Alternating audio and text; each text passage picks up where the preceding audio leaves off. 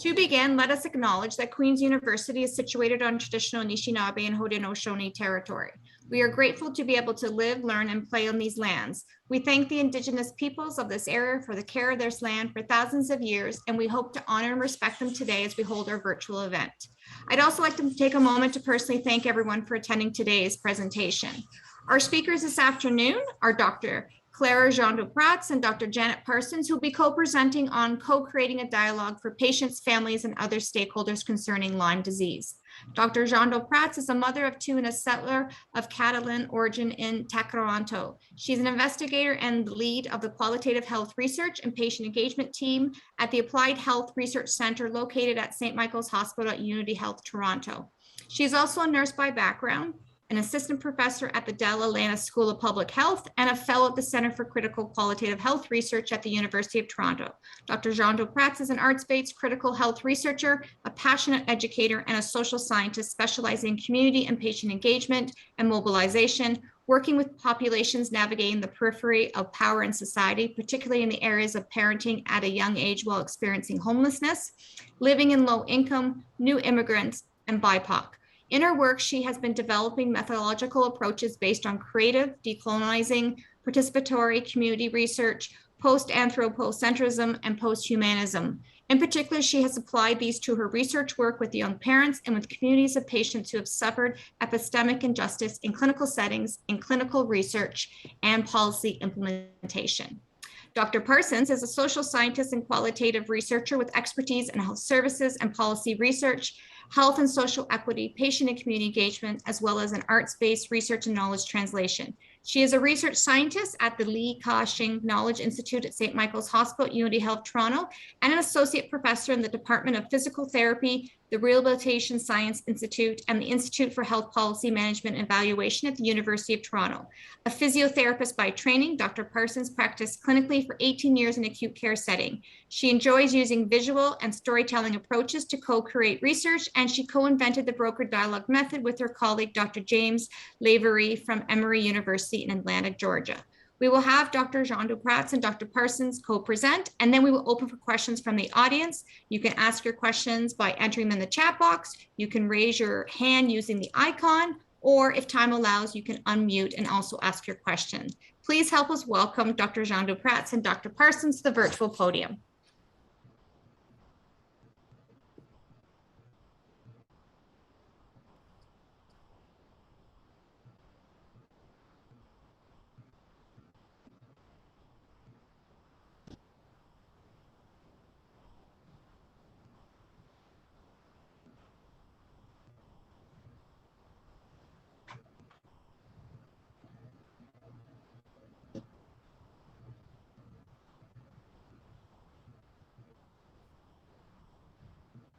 Thank you so much, Veronica, for the introductions. I always feel that these long introductions are like too long. I wish we could just see your faces and spend a few minutes warming up with everyone in the call. But we're very used, all of us, we're very used to this virtual setting. So I can imagine all the 18 faces or 17 faces. And I virtually say hello to every one of you and thank you so much for coming today. I recognize some of the names here in the list of participants. So thank you so much for all the known people that has come today, and nice to virtually meet you, to the ones that we don't know.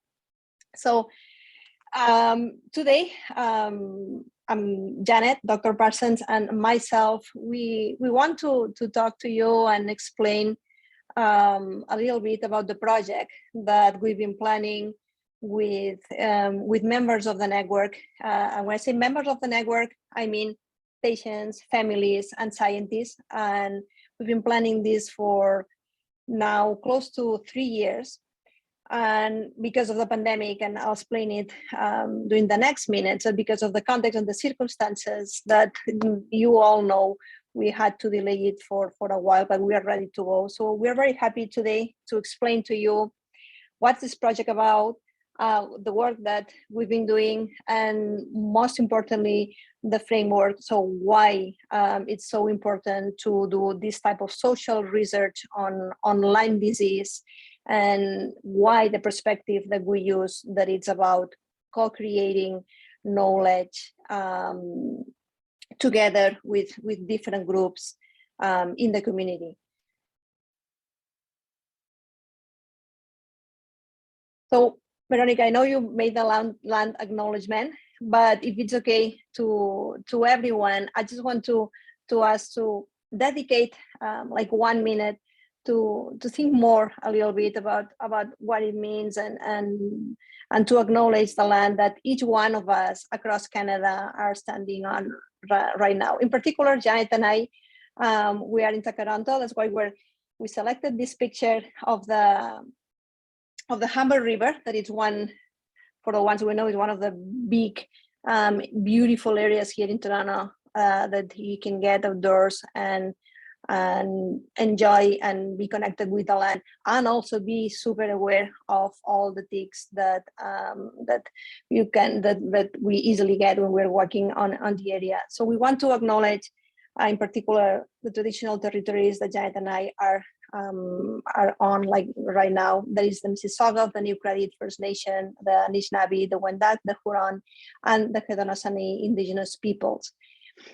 This territory was particularly subject of the Dish with One Spoon, One Poem Belt Covenant. And this agreement, it's an agreement between the Iroquois Confederacy and the Confederacy of the Ojibwe and the allied nations that to peacefully share and care for the resources around the Great Lakes. We would also like to pay our respects to all ancestors, doesn't matter where, cultural background, and to the present elders. We want to thank all the members of the natural world. We want to thank each other as people. And we give thanks especially to the waters of the world, the fish of the life, the food plants, the herbs, the beautiful animal lives, all the bird, the four winds, the thunder, the moon, and we want to also thank and acknowledge the presence of each one of you in this virtual setting. And after setting this, let's jump onto the next slide. So today we're going to talk about the Broker Dialogue project, Broker Dialogue on Lyme disease. And Janet will focus on the methodological and the details of the project. But I want to give you a quick an overview and a highlight of what else we're going to talk about and why we're doing this. So as you know, and Janet and I, we are social scientists working at the Applied Health Research Center. That is also an OSU unit for, I don't know if you're familiar with the term, it's an Ontario support unit for patient-oriented research. And I have to acknowledge on the call, I see that Lisa is here. Lisa is also one of, is part of the team. So it's the three of us that we're planning this together, Lisa Diaz. And as part of our work, we integrate, and our goal is to integrate the patient-oriented strategy and the patient-oriented framework in regions. And what does this mean and why are we doing that?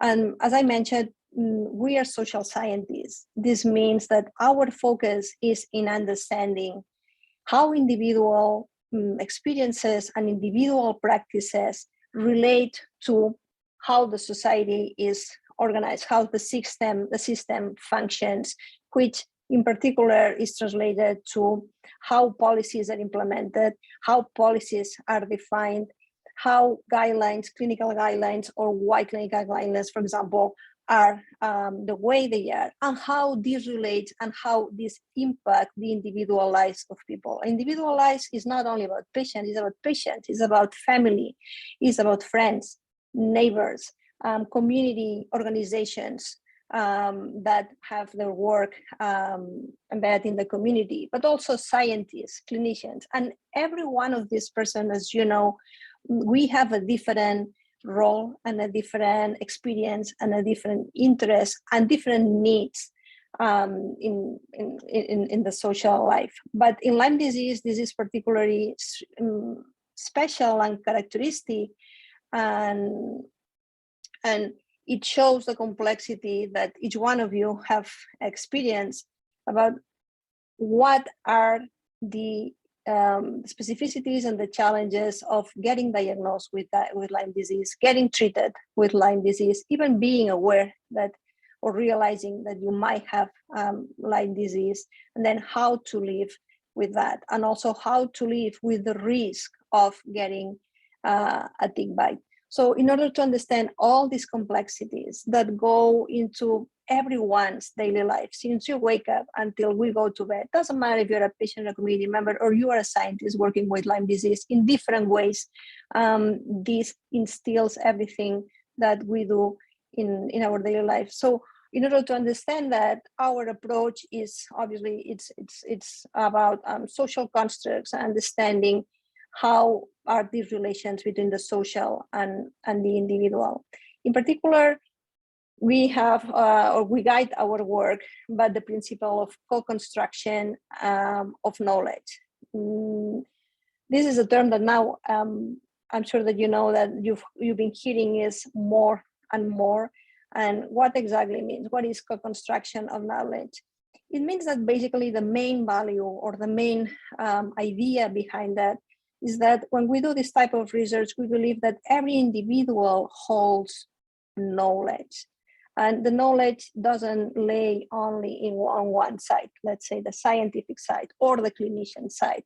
So we acknowledge that every individual has different type of knowledge, but absolutely all people that have that are interested or at risk or in relation to anything related to Lyme disease holds and bears a knowledge about what matters to them and what can be done to improve the life of absolutely everyone living with Lyme disease or at risk of getting Lyme disease. So with that idea in mind, that each individual, each one of us holds knowledge and it's rich and it's equally valuable, we wanted to integrate that in the work of the network. And this is not only about our work and the work that we do at the Applied Health Research Center, our team, but it's also about the theoretical framework. That it sounds tedious and boring, but it's very useful. And we, in the work that we've been working and developing with the network, we've been using three different kind of approaches. One, it's the SPORE and CIHR framework. That it's CIHR is the funder of the whole network and the one providing the funding since 2018 and until the next year.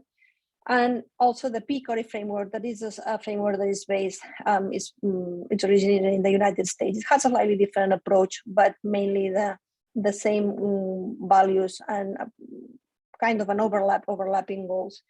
And these frameworks are supporting strategies and work to be done for patient engagement in research and patient-oriented research. These frameworks are quite big. I mean, for the ones that you know, these frameworks are not like a step-by-step list of items that you have. You follow the list and then voila, you do. You produce the patient engagement research. It's only a framework and a guideline that shows you where to go. So 4 years ago, in the network, we started applying these frameworks, but again in a very in a very undefined way, and we applied these frameworks to the specificities and the complexities of the Lyme disease world. And when I say complexities, again, I'm talking about social complexities, economical complexities, political complexities, and all the struggles and tensions that, as you know, are in the scientific and non-scientific world of planning and of research on Lyme disease.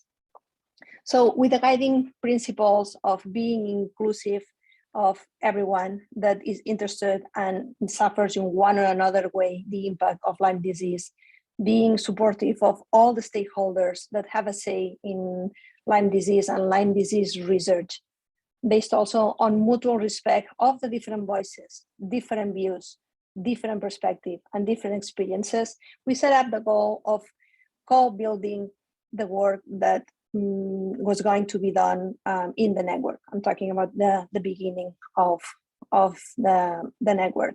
So with this in mind, if you can go to the next one. We wanted to engage different stakeholders, and again, patients, community organizations, scientists, clinicians, decision makers, and anyone that I haven't mentioned in these groups, but that they are interested. And we want to engage them to create meaningful and active collaboration in the development of the work of the network. So that's a huge goal. And it's beautiful to say it, and it sounds really nice, but it's really difficult to do. So we started very small, and with, as some of you may know, challenges and difficulties that I think we've been learning from and working to overcome. And we focus on 3 areas. The first area that we focus is on developing a structure and a set of strategies in the network that help us maximize and kind of guarantee that we had all these stakeholders involved in the network. So this means, as you see on the left-hand side of the slide, we created advisory roles. We created also processes for engagement and expanding as much as possible the different roles and people engage in the network in different roles, and getting them engaged in different not only advisory roles, but also other types of roles, for example, decision-making roles and co-designing and collaboration roles. The other 2 areas that we focus on was research, design, and development. So this means identifying research priorities, or identifying, for the areas that we had the opportunity to do that, identifying research priorities, identifying how the priorities from patients and families can be integrated with the research projects that were already going on or that were ready to be designed. Okay. And the third area was decision making. That was one of the key areas for us to develop, and it means to bring patients and families and caregivers into the structure of the network and into the leading roles. So because of the structure of the network, we have several groups that are in charge of the decision making of different aspects, and the goal is always to keep a balance on different roles of people who are on those groups.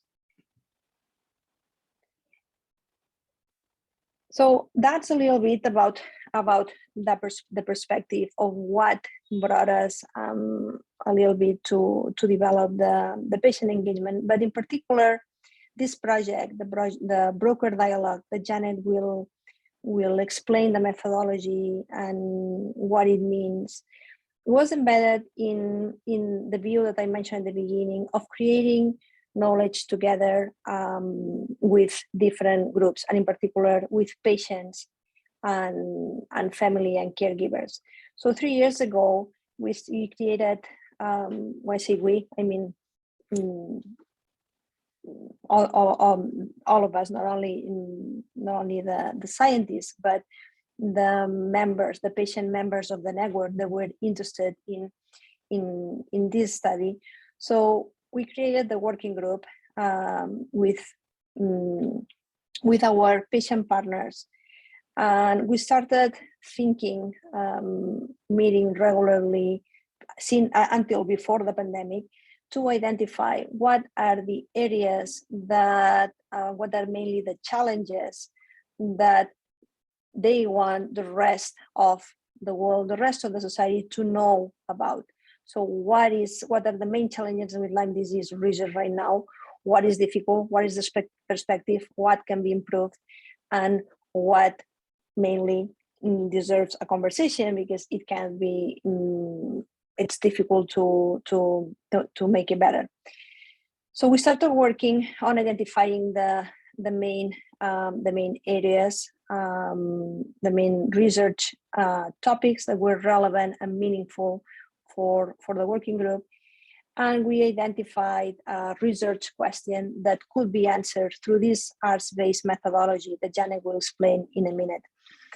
Once we did that work, we brought it back to our patient partners. Our patient partners are part of what we call the PCAG, that is the Patient and Community Engagement, the Patient and Community Advisory Group. And it's a group that we meet every 6 weeks, or between every 4 weeks or 8 weeks, depending on the period of the year.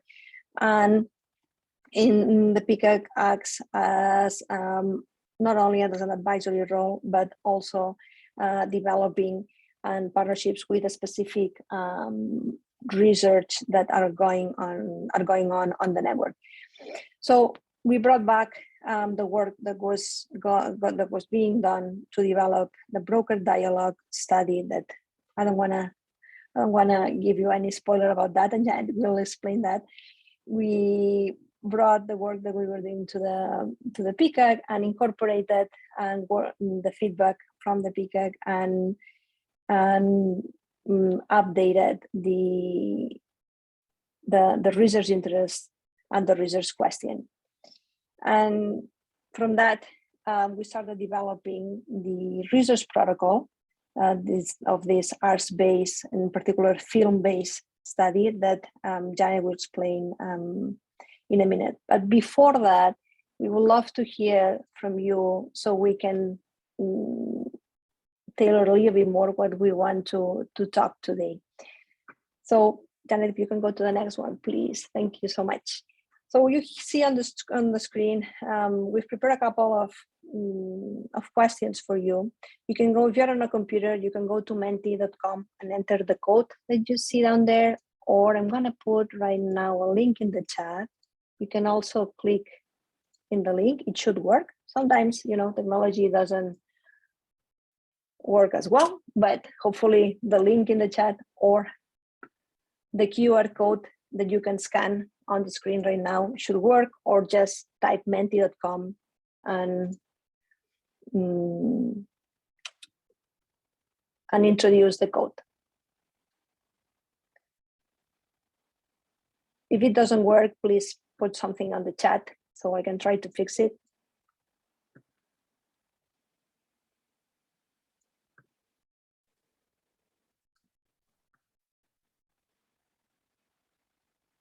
Let me know, Clara, how long you think we should give people to. I see one person is in, so I'm gonna give you I don't know, it's an easy question. So a minute and a half, 60 seconds. If you don't mind, please tell us. It's an interactive method, so we thought it was important to have an interactive presentation.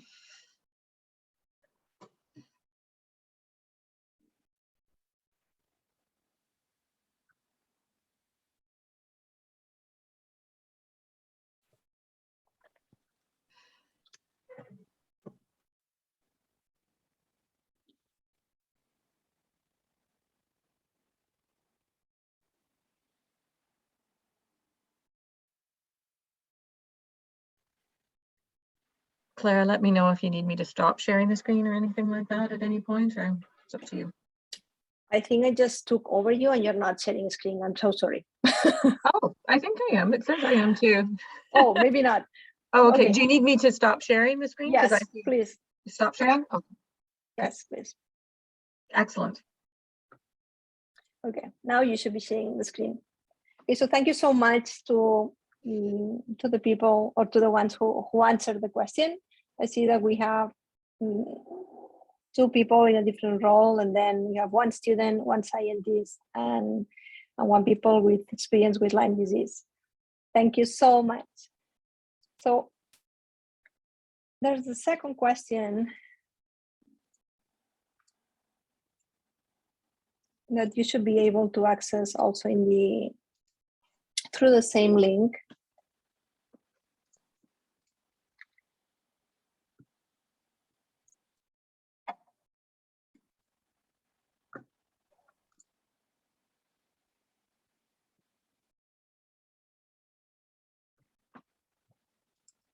But is that from your perspective, what are the main challenges to be addressed on Lyme disease?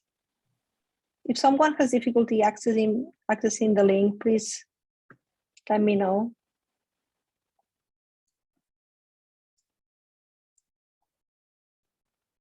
So far, we see focusing on more accurate diagnosis pathways, CSF and blood tests, question mark.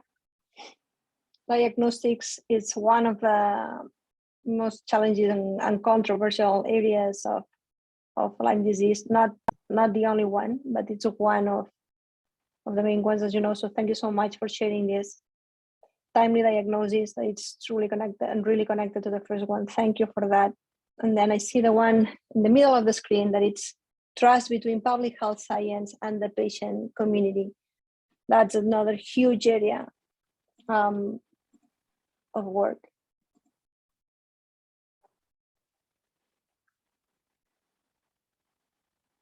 Okay, I see that these are the three main ones. So thank you so much for sharing this. This is a really beautiful segue. Oh, I see one more. Public and healthcare awareness about Lyme disease and the challenges of diagnosis. Exactly. Yeah, a more public conversation about prevention. Prevention is another one of the huge areas that we have. We have a lot of possibilities of work to be done and to conduct. And this is a beautiful segue to the topics that we want to discuss and present in this ARSVIS project. So I'm going to pass it to Janet right now, so she can tell you about how we can connect these to the ARSVIS project that we're going to mention that now.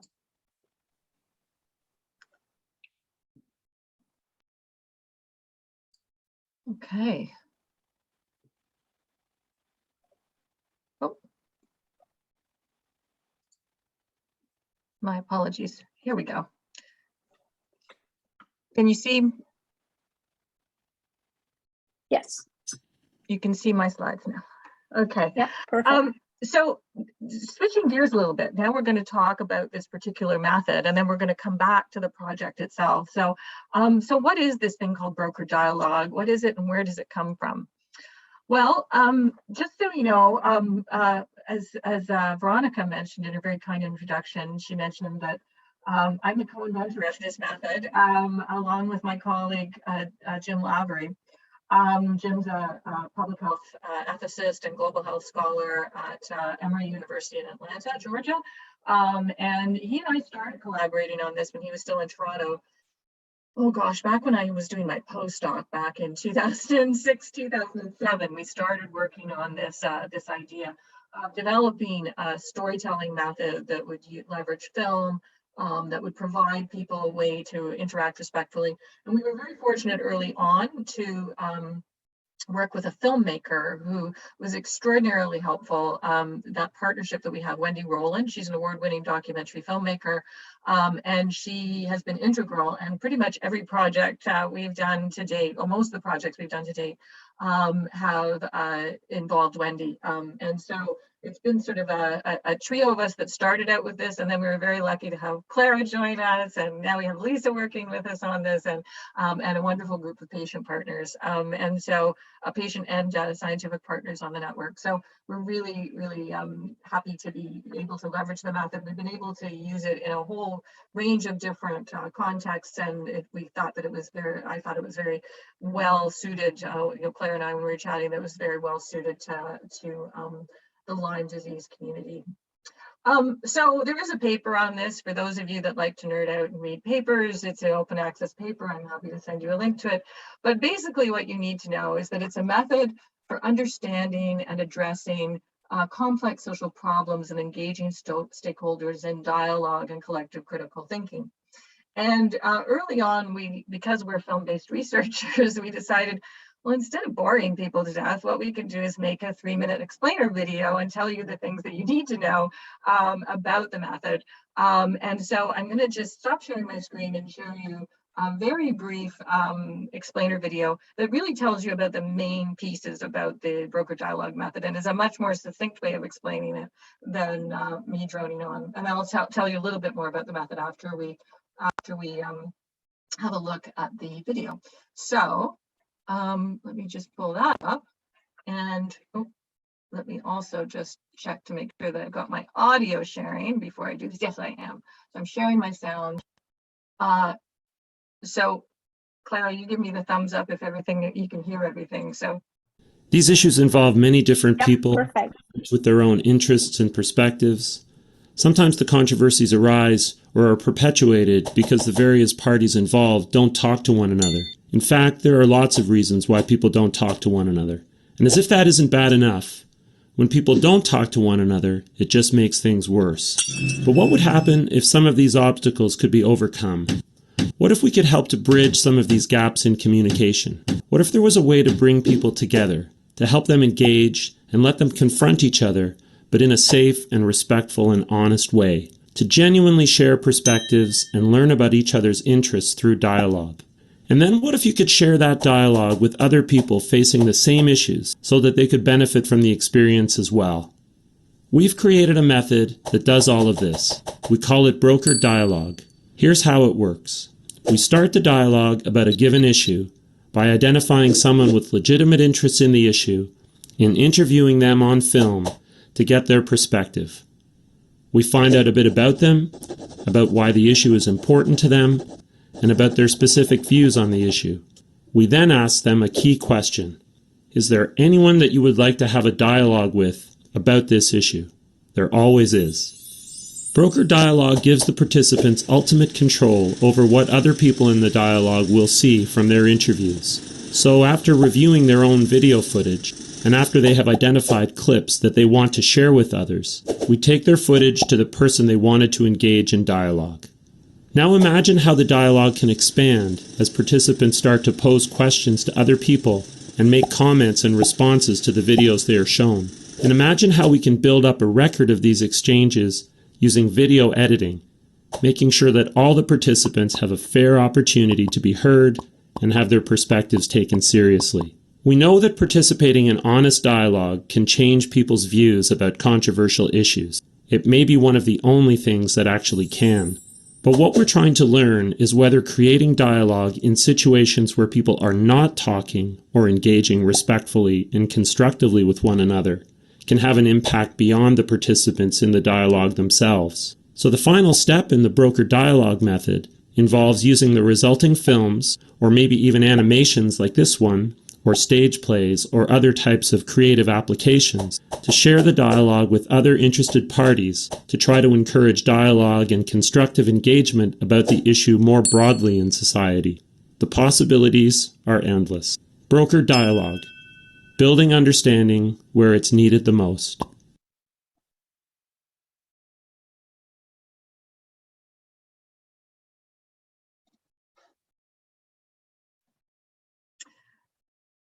So thanks for sitting through that. Now we're going to go back to where we were. And there we go. And so now I'm going to tell you a little bit about the foundational pieces that underlie that don't actually come up in the animation, but it gives you an idea. And one of the most fundamental pieces to take away from this is that through participatory editing, it's really important that people don't have to share anything they don't want to share with another person, and they actually have control about how they're represented on film. And that's a really important element and a sort of a key principle of the broker dialogue. So when we think, why dialogue? Why is dialogue important? Well, when we think of dialogue, people often think that dialogue is only between two people, but in actual fact, dialogue means literally through words. So there can be more than one person or more than two people within a dialogue. Dialogue is also the foundation of social and political life, and it reveals people's fundamental values and interests at stake in an issue. And it's how we come to know one another. It's also a cornerstone of deliberative democracy and how we confront and accommodate diverse interests in a range of public contexts. There's some underlying assumptions that we had when we thought about what can we learn from studying dialogue. What are some of the values, and what are some of the valuable aspects of dialogue as a learning tool? And some of the underlying assumptions are that people are willing to engage in dialogue about important issues, that dialogue can reveal important aspects and dynamics of phenomena, and that studying dialogue can help us understand controversies in unique ways because it brings the perspectives into interaction with one another, and we can actually learn something about that interactive space, social space. The other thing is, as it's alluded to in the video, was that there are transformational features of dialogue. And so one of the things we've learned along the way in doing some of these projects is we look for the shift in people's perspective. If there's something that surprises them when they get to listen to the story of another person and to get to interact with them through the medium of film, but with the opportunity to have safe space to sort of think and craft their response, to ask the questions in a respectful way, and to portray their own perspective in a way that they really feel comfortable without having to do it right in the moment, especially if there's power differentials involved. So that brings us to what are some of the barriers to dialogue on socially important issues? As we know right now, depolarization or polarization is an incredibly important issue that is actually shaping democratic processes around the globe. And so these are actually very important features, not only for Lyme disease and other health issues, but for a broad range of issues. And so a lot of these barriers to dialogue are common across issues. So part of that can be fear of confrontation, fear of confronting somebody else, avoidance of conflict. Sometimes it's disparities in language skills. So if we think about how, there's different inequities in society. Some people have more material resources than others. Some people have more narrative resources than others. Some people feel intimidated. Some people find it harder to tell their stories. Some people feel uncomfortable telling their stories in real time with another person that they see as having more power than they do. Some people are navigating the margins of society, or feel marginalized or demonized in a particular debate or on a particular topic, or they may feel alienated. And there may be lack of appropriate context for dialogue. So when, for example, if we think about social media, for example, where people are often only using or interacting, may only be interacting with people who are like-minded, sort of siloing of perspectives, that may sort of prevent having opportunities to engage with people with different views, different from our own. And as I mentioned, power is a big issue as well, so power differentials, and that power can also determine whose perspectives are taken into consideration, whose perspectives are valued by people who may, for example, be decision makers. So there's a few assumptions of the underlying the method, and in that broker dialogue can provide a context for dialogue, but doesn't require face-to-face confrontation, and allows people time and space to think about their and others' perspectives. Because it's film, it enhances more of the realism than if you were just to sort of look at it on the paper. And it lowers the cost for honest engagement, because you can always go back and reframe it or restate your position. And we feel like it humanizes. People find that when they're engaging in these, that they actually recognize the other person as a whole person, as with complex ideas and that kind of thing, as opposed to just having that one perspective. And it sometimes reveals unfair assumptions we may have about people who hold different positions. And as I mentioned, participants have full control over the final content, which is really important. And then, of course, the fact that it's on film, it can be taken out to other, it has a multiplier effect. You can take it out to use it as the grounding for a focus group or a focus discussion with a broader range of people on a particular topic, take it out for public engagement.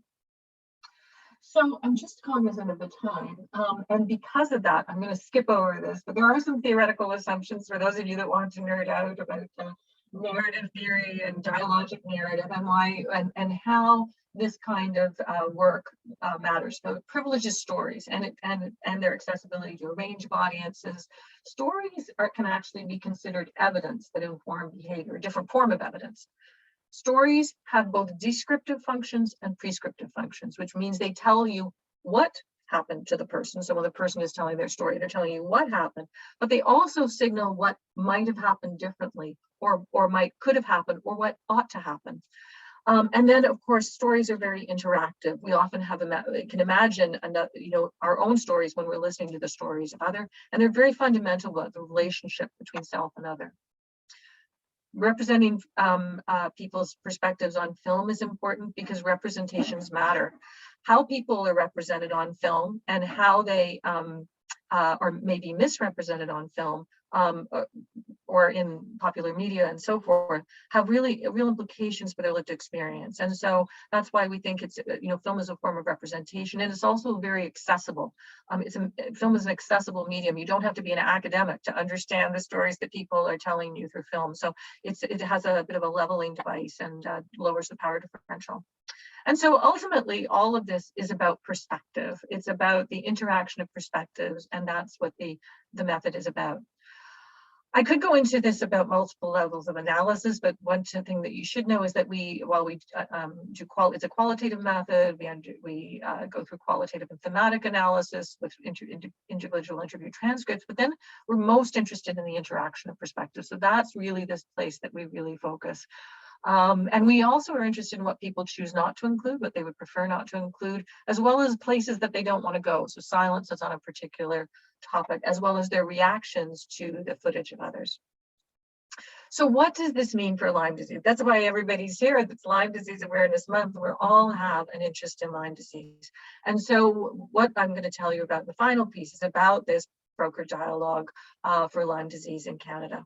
And the title of our project, which is just recently received Research Ethics Board approval, we're happy to report, we're ready to start recruitment, is that the title of our project is Perspectives of Patients, Families, and Other Stakeholders on Lyme Disease in Canada. And it's a brokered dialogue study in 2 phases. So I want to acknowledge here, we have a fantastic working group, particularly our patient partners who have been really, really integral to helping us with the design of this in terms of what should be the focus. We are so appreciative of it. So myself and Clara and Lisa are part of this, but we also have another scientist, Billy Joe Hardy, who is part of this group. But then we have a wonderful range of patient partners who have been really integral to the design of this study. That includes Tamara Rader, Twyla Bergason, Emily Rack, Jennifer Kelly, and Ariane Quintal. So the first principles of this study have to do with the design, and that it's designed in partnership with our patient colleagues of the working group. And one of the things that was important up front was that patient and family perspectives had to be front and center in this, because in terms of the work of the network, we really want to make sure that patient and family perspectives have an opportunity to really come through. And we were also interested in making sure that people who had experiences of living with chronic Lyme disease or long Lyme disease had a space here in this study. And that a diversity of perspectives would be welcome. So those are the first principles of the design. And they link with how we've been working as a network, as Clara so beautifully laid out at the beginning of the presentation.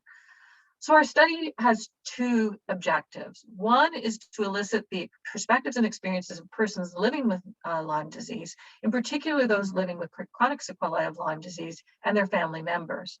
But we also want to explore, so this is where there's 2 phases. So this sort of highlights a bit more of the first phase.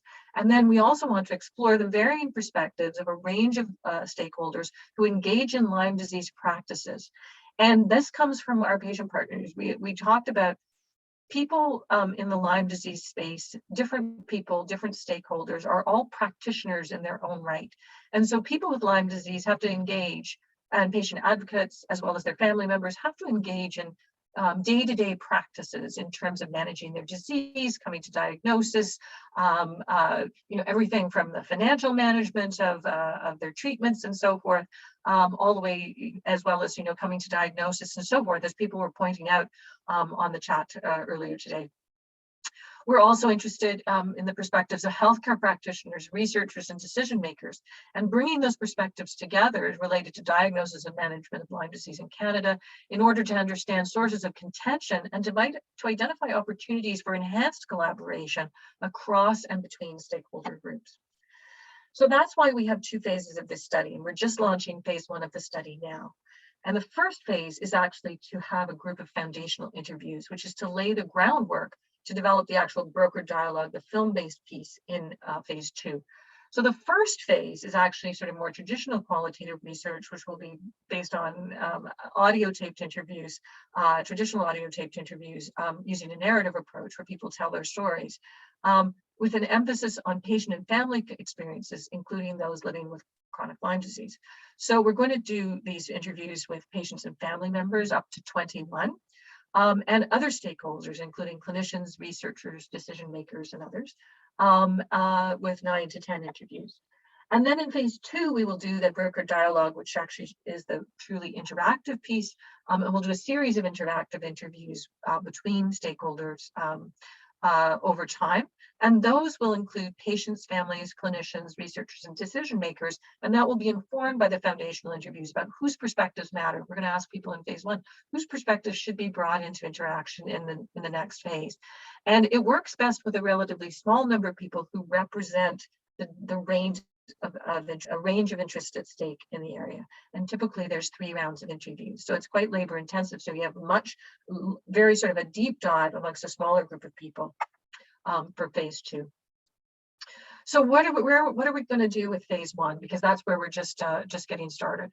So the topics for the interviews are focusing, as I said, on the practices engaged in, seeing individual participants of different stakeholder groups as Lyme disease practitioners. And these are practices related to diagnosis, treatment, and managing long-term sequelae. So it's across a continuum, and a range of people work in those areas and practice in those areas. The practices include physical, but as well as mental activities. And this includes emotional work that people do, as well as know-how, understanding, and material things that individuals use. And as I said, the whole thing is underlying a narrative approach. So where are we now? As I mentioned, our REB, our Research Advisory Board's approval is now, we've gained that. We're ready to start recruitment. And so we're at the outset of our journey, and we're looking forward to starting out with this first set of interviews for phase 1, and then using phase 1 to design phase 2 and our film-based approach. We have some questions. And I hope we've got some time for you. We do have a bit of time. I sort of did a very quick canter through things.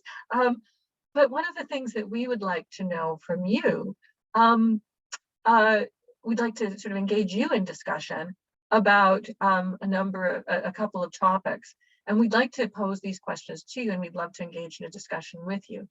The first question is, what would you like someone from another stakeholder group to know about Lyme disease? And what would you want to share with them, coming from your own perspective, recognizing we have different people on the call who come from different perspectives? And then what would you tell decision makers about Lyme disease? And there's no particular order. You can choose to answer one or choose the other, but we'd love to hear from you. And if anybody would like to, I'm going to stop sharing. Well, before I do, I'm going to stop sharing so that we can actually see you. And I will share our contact information at the end in case anybody wants to reach out or participate or what have you. But right now, if you would like to, anybody has any thoughts on either of those questions, I stopped sharing so that we can actually see folks on the call.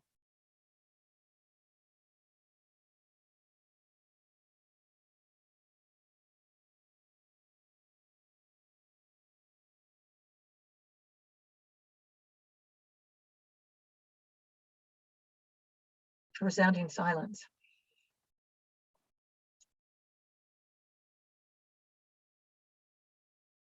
Aha. Oh, no, great question, Terry. No, Menti isn't where we answer these questions. It's really to actually have a discussion online. Certainly. Clara, do you mind typing them in the chat? I knew you were monitoring the chat. Thank you. Thank you for that. Clara's much more technologically savvy than I am, as you can tell. Rob. I forgot I have to unmute here. We agree with SPORE or the guidelines and the general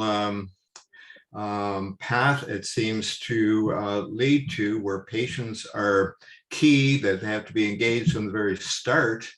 And if I had to tell somebody else what our experience was, is that patients were brought in after the goals had already been established. I think you've heard this, that the framework that the Act is written didn't follow the actual conference. It didn't follow the provisional report. That's not quite the name for the interim report, which did more or less, it was mild, but at least it followed the conference. The framework itself and the act did not follow the conference. So from there on, our trust, thank you for bringing up the trust is important, but trust has been broken because it did not follow, the framework does not follow the act, and the act states that a made in Canada set of guidelines must be produced. And there's been no movement on that. In fact, if anything, things have been tightened up and are worse now for patients.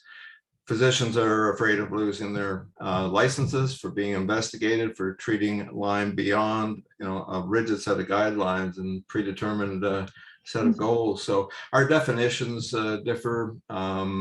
Patients are frustrated. So it is hard hanging in there and getting anybody to stay with this over years of this discouragement being ignored by the medical community, the majority of the medical community.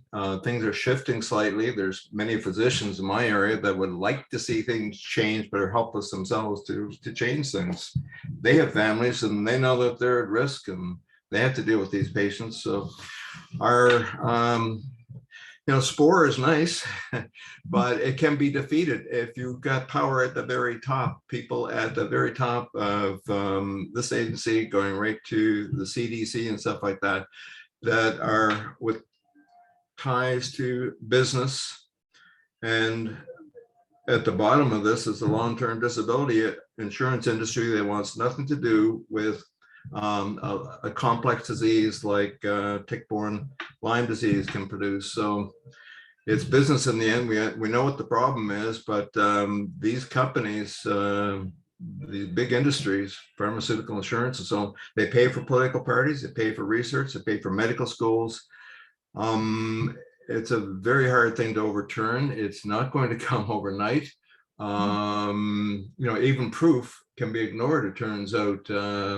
People can just read one side of the book. So we're very sorry, but politics takes over here. Appreciate your efforts. Trying to understand what the problems are, but there's frustrations here. So the patient participation has, as you can see, is not nearly what it should or could be to be effective. I think that's enough for me. Thank you.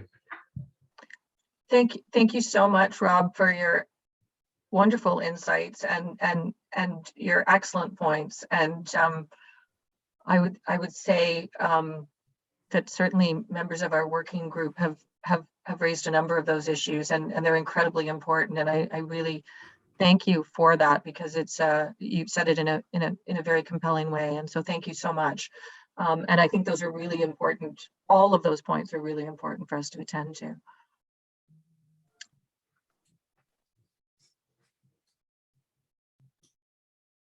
Clara. Thank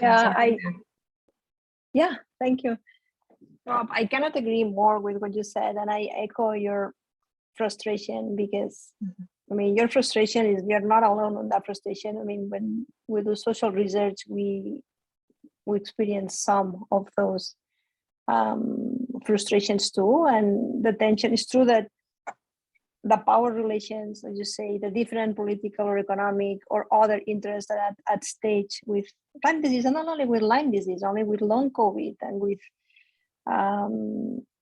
chronic pain and other seen as problematic illnesses because of the complexity. And when we deal with those power relations, it's really difficult to tackle them with one individual research project. I would say that, and I'm not going to throw stones on my own home, but it's with one project.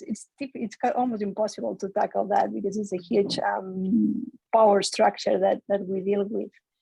But I do believe that pushing the frameworks that, as you said, they are vague, they are incomplete, they are only there as a roadmap to say, okay, there's a possibility, there's a way that we can do that. And I do believe that if we keep pushing and keep developing towards doing research differently and doing research together, that's the only way to go to produce meaningful results. I do believe that, and I could say that my team here believes that. It's true that sometimes this happens at the wrong moment, and as you said, it happens too late, or it happens at the wrong stage, and it should have happened earlier. That's true. But it's also true that sometimes people have the intention, but not the means and not the tools. So I don't think we can negate that we should stop working and believing that this type of research is possible because we did a mistake. So I don't know, it's again, it's all about the approach and about the intention. And I think that we truly believe that the research that can make an impact, it's the one that is done together.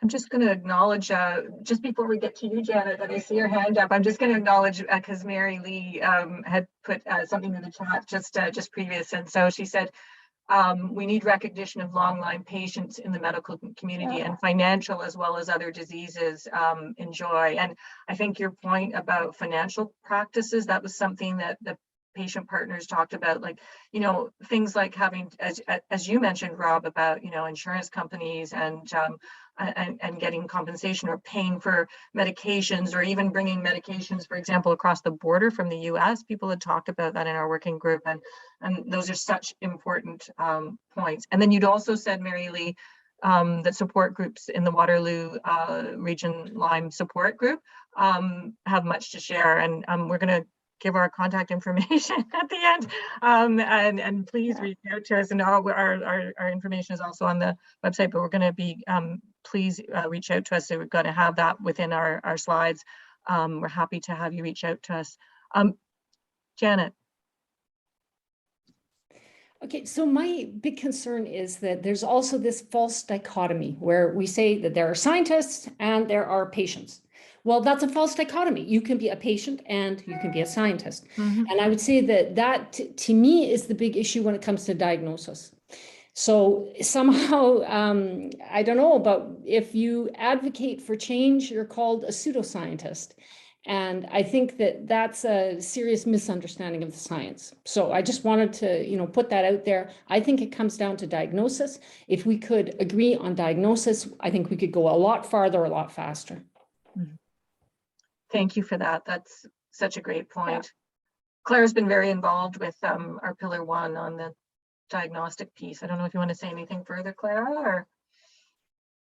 I mean, we have also more people on the call that it's involved in the diagnosis working group, but I just want to say that I totally agree with you, Janet, that the dichotomies are not what we need, and it sets up the stage in a way that it doesn't help to frame the problem in a way that we can manage and we can tackle. I completely agree. It's not about scientists and clinicians and patients. It's about everyone who is at risk of getting Lyme disease, or that who's dealing with Lyme disease or has dealt with Lyme disease in one way or another. So I agree that dichotomies divide and do not help us to frame how we're going to work to make our lives better. Mm-hmm. So thank you for that, Janet. The other Janet, yeah. The one that has the camera off. And I was just gonna say also, one of the things that that we found with the method when we've employed it in other contexts is that you can start to find a convergence of perspectives. Yes, there may be still things that people disagree on, but you do find that often people will say, oh, I didn't realize that, or you start to get a convergence of perspectives and things that people do agree on. And then you start to sort of soften that sort of dialectic, that dichotomy, and sort of recognize sort of people are coming together with a range of complex perspectives, and that gives an opportunity when there is convergence for the looking for solutions together and starting to look at, okay, well, what can we agree on and what can we work together on? Terry, you very rightly pointed out that decision makers need to know how dangerous Lyme and tick-borne diseases are and to warn the Canadian public appropriately. And I wondered, I mean, Terry, would you be willing to say anything more or offer anything further there? Because you're a wealth of expertise. Oh, you're kind, Janet, but I'm not a wealth of expertise at all. No, but that's just been a big concern that I've had is there's not a lot of public communication, like from public health, to talk about the severity of some of these illnesses. And sometimes I think they've been underestimated. Like, we have it under control. There's nothing to worry here. And as we keep peeling back the different layers and the complexity of these diseases, you know, we should be very humbled with what we know about them. And, you know, it's a problem that's spreading. It's not going away. And I don't think the public really is adequately informed enough to make wise decisions or know how to handle it. There's too many assumptions that it's just something we don't really have to worry about. And I disagree with that assumption. I think we need to take heed and beware, you know. Yeah, and preventive practices are so important, right? Just as you're saying, it's and unpacking those, it's really important.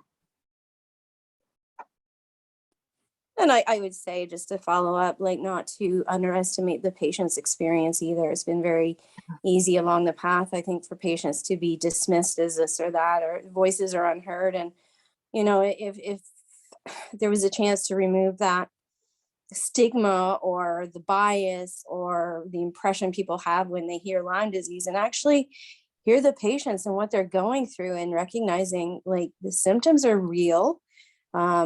Having proper support from your informed and well-educated clinicians is essential. So you need an informed public, but you also need an informed, you know, medical healthcare system, and fully supported, I think, by the government. There's definitely a big role there.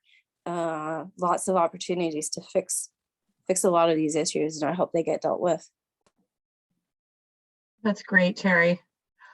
I am going to, because I'm cognizant of the time, I'm just going to share our contact information here.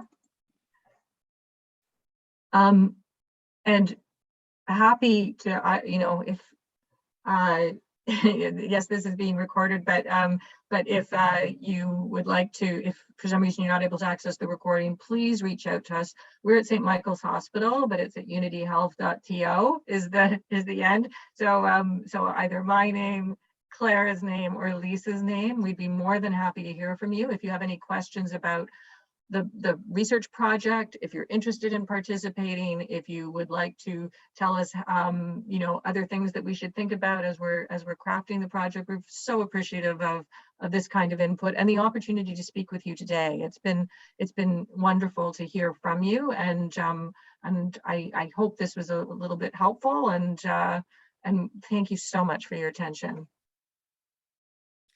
Thank you so much, Dr. Parsons and Dr. Juando-Prats, for your engaging, interactive, and most importantly, active listening presentation with our audience today. I'm just going to share my screen. I have one last screen just to show you. I just have to move this to people view. Seems to be good. So we are wrapping up our Lyme Disease Awareness Month tomorrow. It's our last and 17th presentation. We've had a great lineup of presenters this month. We have two presenters that had to cancel on us earlier, so I will be reaching out to see if I can arrange a time in the future that works for them to still present their presentation. But all of the presentations have been recorded. They are available within 24 to 48 hours after the presentation to watch or download from our Clara members portal. If you don't have access to our website, to the portal, you can either email me directly, or you can email our general clyderin@gmail.com email, and I'm happy to get you set up. Tomorrow's presentation, we have Dr. Elizabeth Darling and Sue Faber presenting on Lyme disease and pregnancy, the value of research partnerships. We hope you can join us for tomorrow's presentation. And just a last reminder, it's not too late. You still have time today to submit your entries. Please take a moment to take part in our challenge, wear green or wear a green face mask, take a photo and share it to help spread awareness of Lyme disease. You can also send in images of your creative art or pottery or anything that makes you feel like it best represents Lyme disease awareness event. Any entry received will be automatically entered into our draw for one of 4 $25 Starbucks e-gift cards, and our draw will be occurring after tomorrow's presentation. So again, if you still want to submit an entry, please do so. And I am just going to stop sharing. Again, thank you everyone for attending today's session. Thank you again, Dr. Juando-Prats and Dr. Parsons for your presentation. And again, they did provide their contact information. If you need it, feel free to reach out and I'm happy to share it and pass it along. And hopefully we do keep these conversations going. I think there's been a lot of change in our network, and a lot of the people who are involved still today are wanting change and are wanting to collaboratively work together as a team. And hopefully if you aren't part of our team, that you think about joining our team and helping us make a change, making a difference. So everybody have a great rest of your day, and hopefully you can join us tomorrow and have a great rest of your week. Take care, everybody. Thanks so much. Take care. And thanks, Veronica. And thanks, everyone.